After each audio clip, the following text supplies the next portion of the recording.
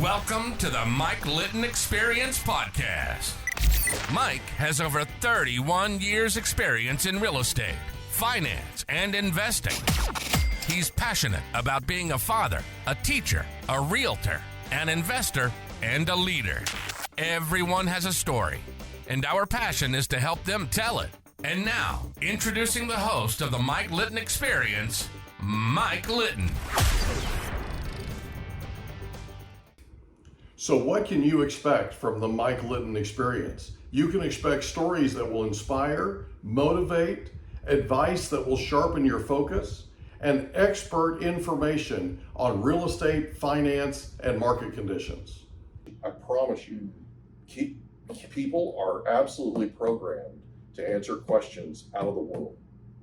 If you don't think so, walk up to a toddler that's throwing a fit and ask them, what's wrong? They'll stop, focus on you, and forget that they were even having a tantrum. They'll forget all about what they were upset about because they want to answer your question, okay?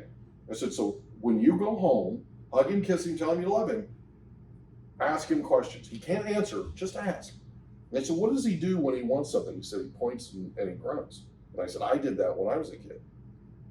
And I said, and the lady that was watching me had 6 boys. She was on a farm in Oklahoma and she had no time for me, for grunting, okay? So she would make me tell her what it was that I wanted before she got it for me. He's gonna cry because he has you wrapped around his little finger. Mama's gonna get upset, so you need to talk to her first, right? Make sure you're on the same page. But make him tell you what he wants, okay? Make him tell you. 2 days later, I called him, I said, how we doing? Or no, pardon me, it's 3 days later. 3 days later, I called him, I said, how we doing? He goes, well, we're not worried anymore. I said, why is that? He goes, we can't get him to shut up. No way. Questions are the most powerful thing you can use in human communication. I guarantee you, okay? Because it gets people focused on answering your question, but it also gets them focused on the fact that you care deeply about them.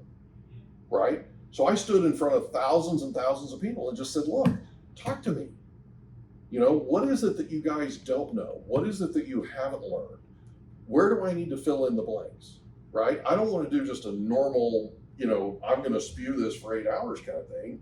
I want to have an interactive conversation with you if you're okay with it. You're okay with it? And I would get people's permission in the audience. And they were, I'm not joking when I tell you this, they were literally answering for the rest of the people there. So you know how you sit in a classroom and everybody has this one question, but nobody's willing to ask, and then finally somebody asks and everybody goes, oh great, I'm so glad they asked that. That happens in every group setting. And it doesn't matter if they're billionaires, it doesn't matter, none of that stuff matters. They're human beings first, okay?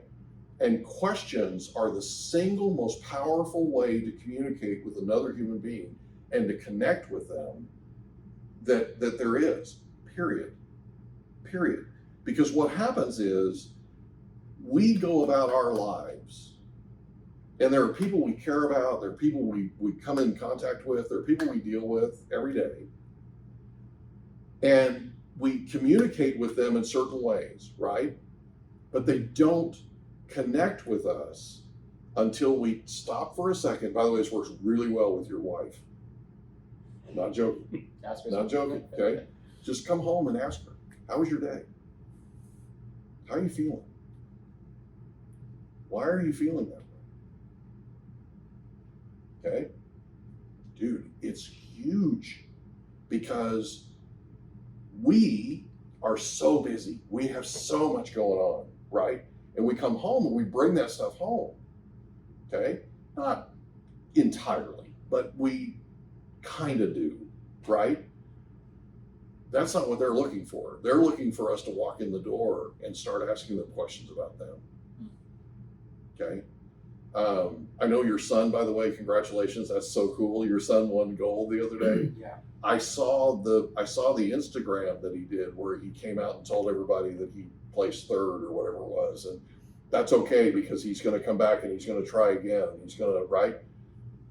When you're talking with your children, it's called the Socratic method, but when you're talking with your children, and your spouse and your staff, people around you that you care about, or anybody you want to connect with, ask them questions, and then ask them questions about what they just answered.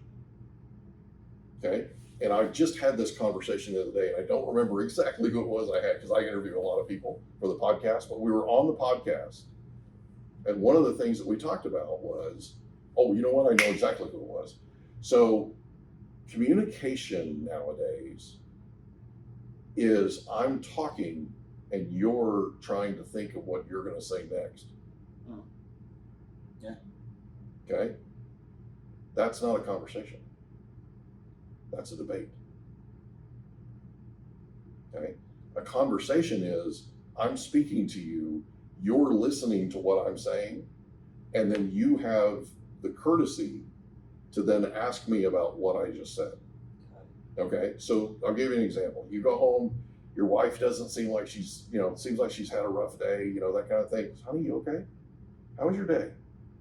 Why are you feeling the way you're feeling? Okay. And, say she says something like, oh, it was frustrating. Okay. So why was it frustrating? She now knows that you're actively listening to what she's saying, and that shows her that you care deeply about what's going on with her, right? Same thing with your staff, same thing with your clients, same thing with anybody, friends, anybody that's around you. Ask questions. And so one of the things that set me apart in terms of human communication, right, and speaking and that kind of thing, is I genuinely want to know your story. I genuinely want to know what's going on with you, and I genuinely want to know how I can help. That makes sense? Yeah. There's so much that you said right there that was just, it was artful, it was masterful. There were so many details that you were talking about, asking questions, and the thing that stood out the most was ask the question and then ask why they said that. Yeah. Because it automatically brought me back to, so my wife and I went through spiritual counseling. Yeah. And one of the things they said in spiritual counseling was, whenever there's a conflict between you two, first tell the person what happened, like, hey, this is what happened, this is what you said, and this is how what you said made me feel. Mm-hmm. And then the person who is being talked to needs to respond with, I'm so sorry that I made you feel that way. What I meant to say was actually this. Mm-hmm. And I come back and say, well, this is not what I heard you say. I heard you tell me that. Mm-hmm. And it's a lot of recycling or repeating back and forth. One thing I haven't done, though, is ask people, why is it you said that? Where did that come from? Because that makes you feel that way? What makes you feel that way? Yeah. What made you respond that way? I'm going to give you an example. Okay, so I'm a big believer. I wrote an entire training called Power Connections for a real estate office that was having a really tough time. People were having a tough time closing deals. And I don't know if you know this, but I owned a Keller Williams office for 18 years. The one in Escondido, yeah. So, and I owned it solely. So I was one of the only people in the nation that owned 100% of a Keller Williams office for 18 years. So one of the things that I do is I do connections. And what I mean by that is I'm down in, and this is just an example, Southwestern College, you've heard of, right? Southwestern College, the lady that was in charge of their real estate business department down there was a client of mine. She used to sell new homes in Chula Vista in Eastlake area, and I used to actually finance them for her. She got her bachelor's degree at night school, got her master's degree at night school, quit real estate and went to work for Southwestern College. Because of her real estate background, they put her in charge of the department.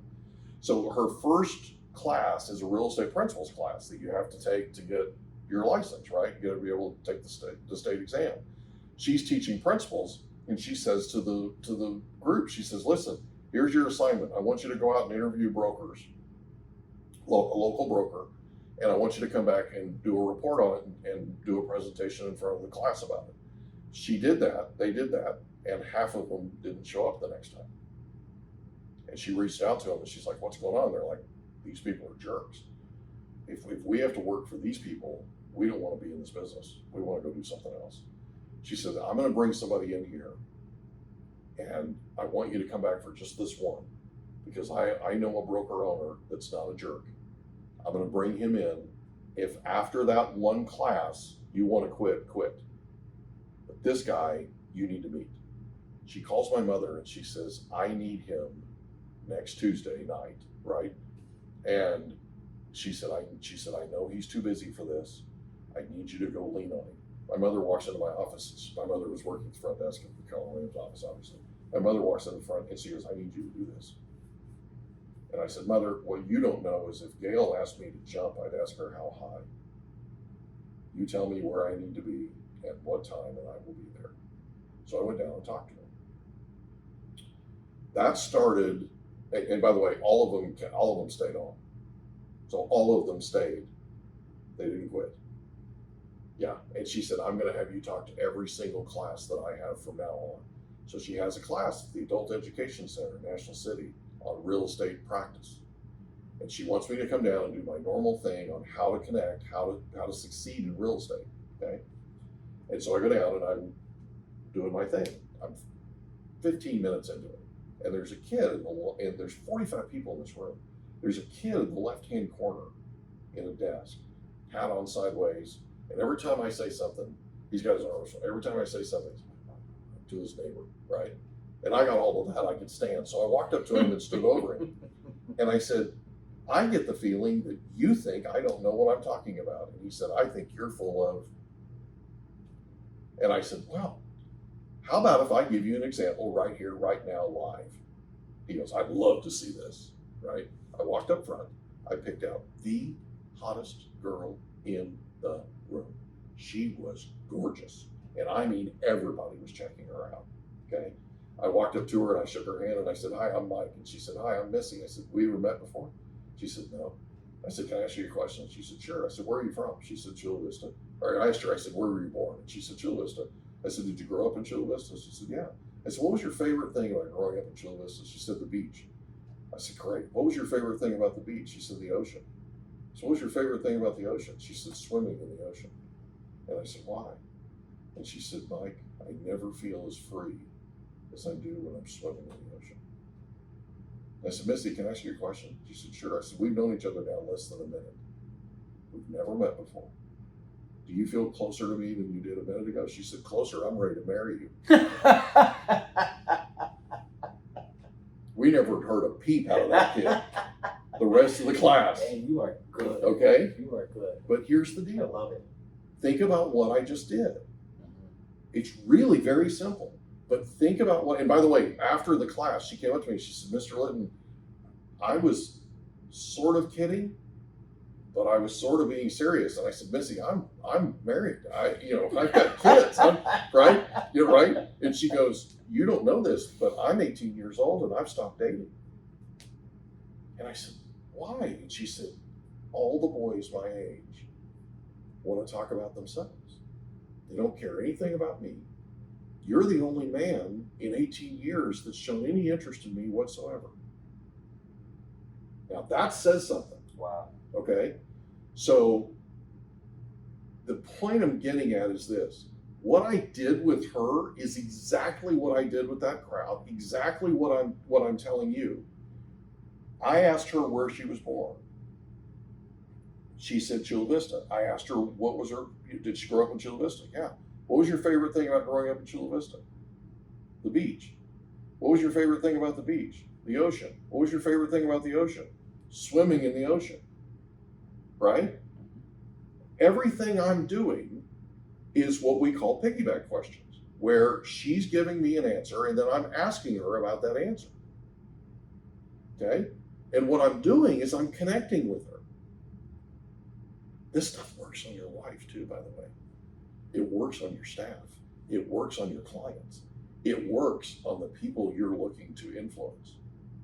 And if there's one thing that I took away from Pathfinders that I didn't hear enough of, it was questions.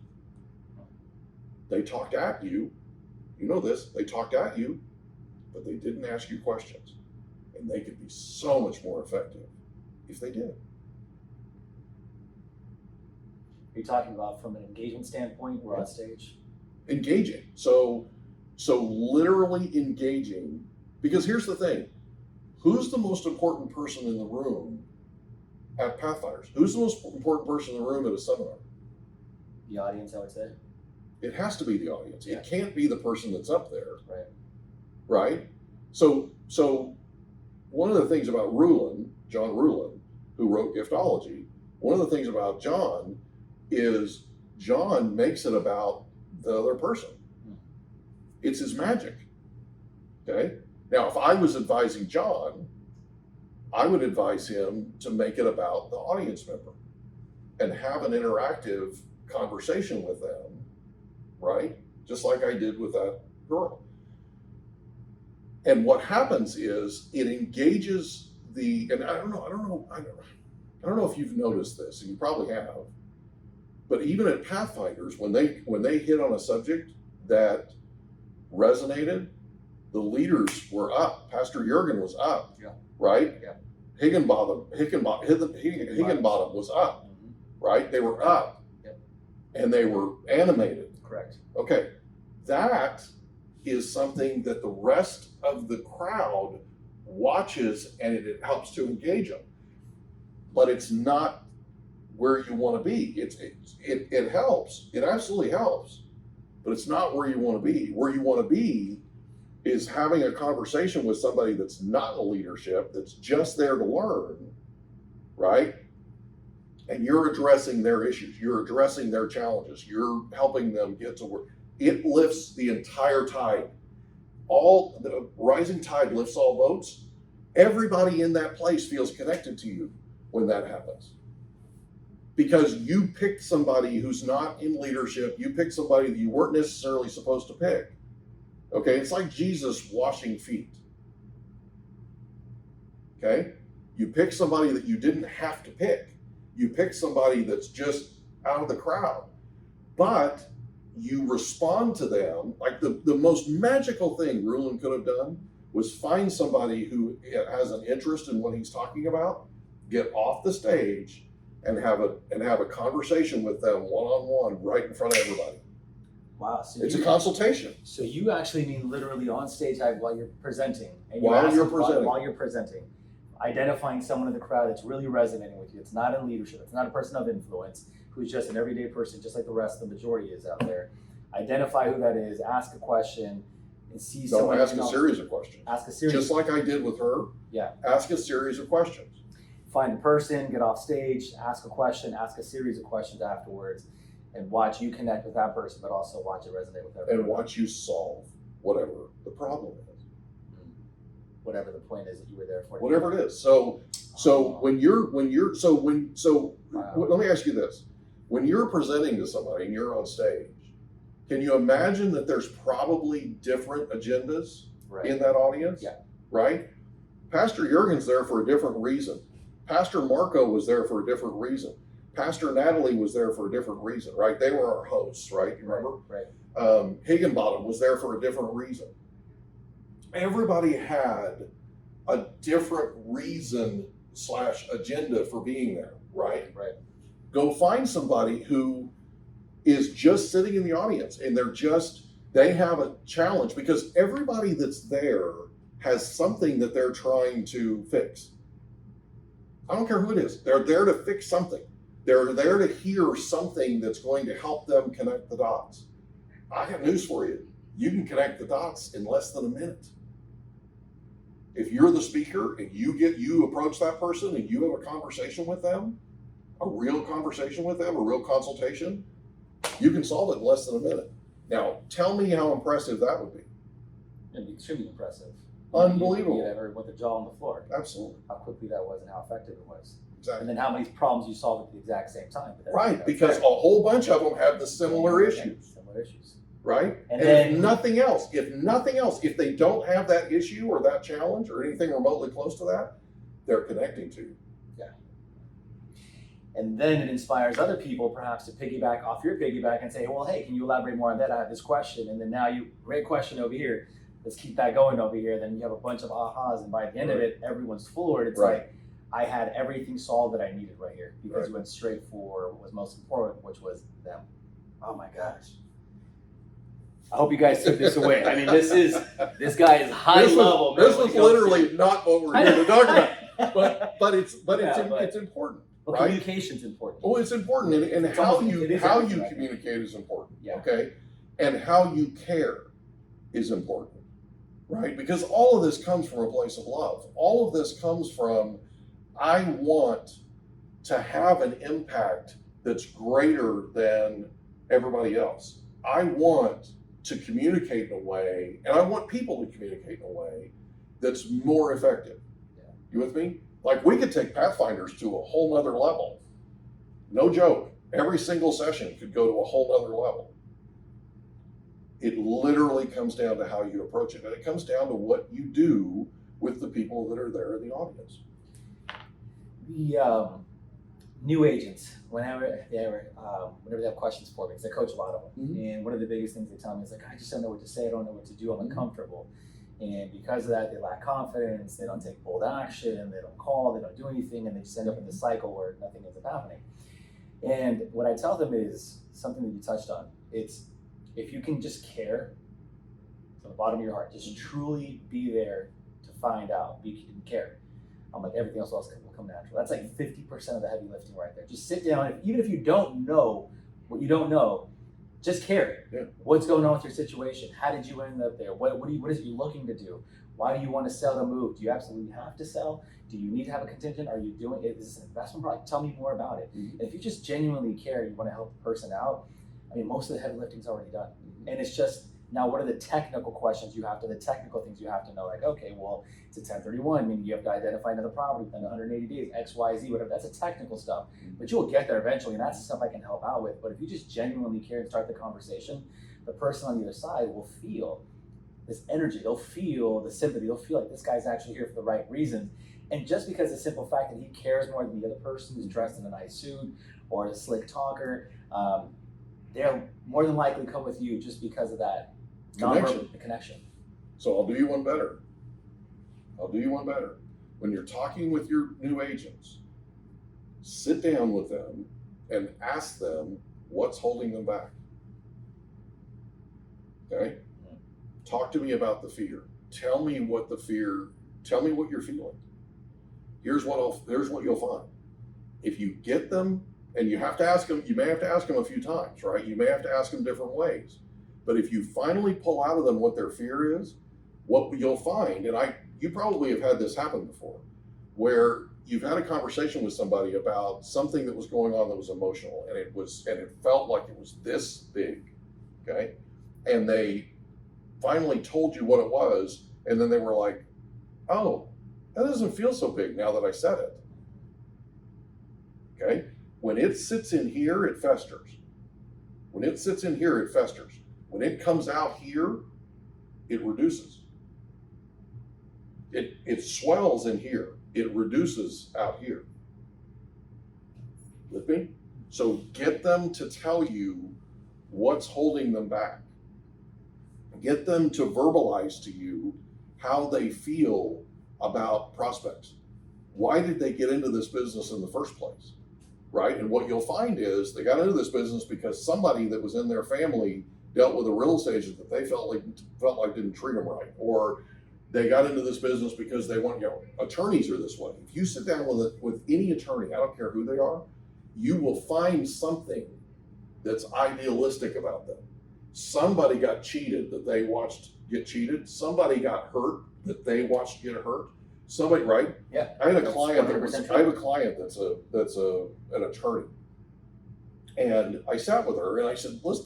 We hope you enjoyed another episode of the Mike Litton Experience. If you did, do us a favor, smash that subscribe button, tell your friends, family, and coworkers about our program, and wherever you get your podcasts, please leave us a rating. It helps us to connect with quality people just like you.